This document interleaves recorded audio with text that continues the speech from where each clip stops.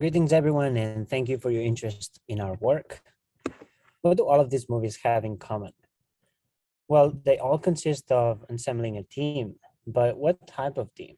The emerging literature on team assembly has traditionally studied the team formation process as either staffed by an individual with formal authority or as the emergence of the team as a shared informal process.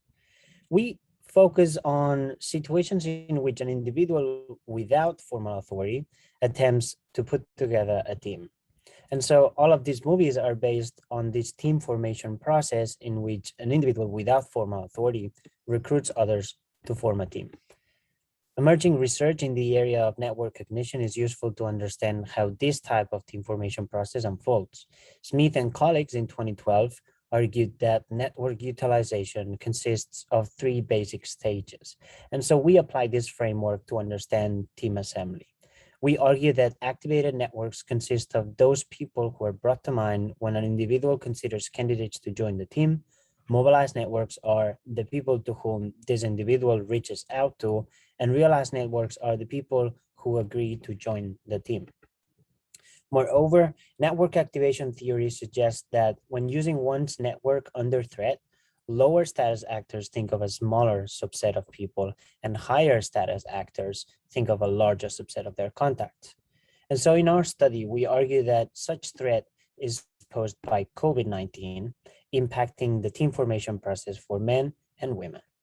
Status characteristics theory posits that society is structured by a gender status hierarchy wherein women tend to hold less status than men.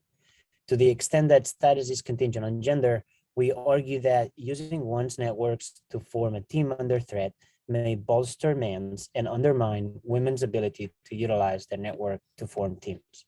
So this brings us to our research question, which is we compare how men and women utilize their networks to form teams during COVID-19 when compared to periods of relative normality. We also distinguish between the activation of strong and weak ties, which are close and distant contacts. To clarify the nature of this process, we expect COVID-19 to undermine the thinking of distant contacts by women and heighten the recall of distant contacts by men. In contrast, we argue that close contacts are thought of by most people in most situations, and therefore, both men and women should be unaffected by the impact of a threat when forming a team. For the analysis, we collected data on 329 participants before the COVID-19 pandemic and during the COVID-19 pandemic.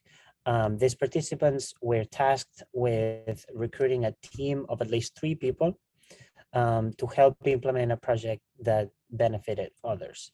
And so they recruited a total of 1,275 contacts. For the analysis, we estimated a series of generalized linear mixed models using maximum likelihood in SAS. We predicted the number of activated ties by employing a zero inflation negative binomial regression model, and we predicted proportions using binomial regression models with the logit link function.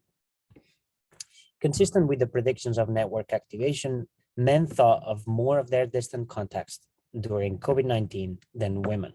However, while men think of more distant contacts than women during COVID when compared to normal times, women seem to have higher odds of mobilizing those contacts than men. But what do our results mean? Well, first, we argue that close contact utilization seems to be an equalizer for men and women, suggesting that both should rely upon their close contacts when under threat and during normal times when forming teams.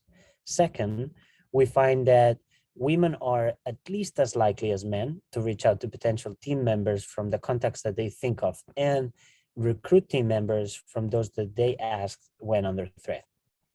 In conclusion, being able to call on network contacts to form teams is important for achieving one's goals during normal times and threats like COVID-19.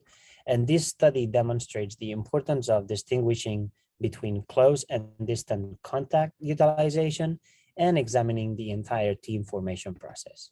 So once again, thank you for your time and interest, and we look forward to the discussion today.